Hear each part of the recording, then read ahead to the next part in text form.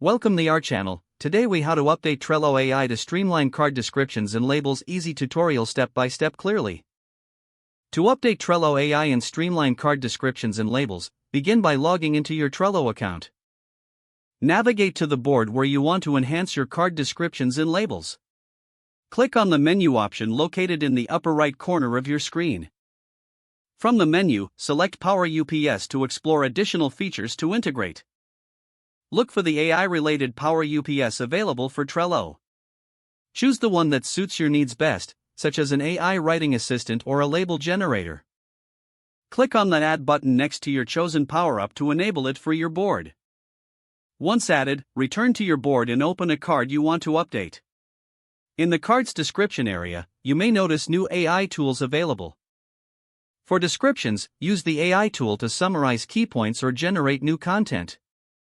Simply type in what you need, and the AI will provide suggestions for enhanced descriptions. To streamline labels, navigate to the Labels section of the card. Use the AI feature to create relevant labels based on the card's content. You can type in keywords or phrases, and the AI will generate corresponding labels for you. Once you have selected or created your descriptions and labels, click Save on the card. Repeat this process for other cards to improve your workflow across the board. After updating all relevant cards, check how the new descriptions and labels enhance your overall project management. Enjoy the efficiency brought by the updated Trello AI features. If the page does not load, refresh the browser or try again in a private or incognito window. Make sure you are using the correct email address, then retype it carefully to avoid small typos. If your password is not accepted, use the reset option and create a new strong password you can remember.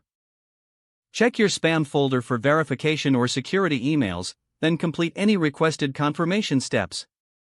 Enable two-factor authentication if available to improve account security and reduce unauthorized access risk. After signing in, review your profile details so your contact information and settings are accurate and current. If you see an error message, note it down and try again after restarting your device and internet connection.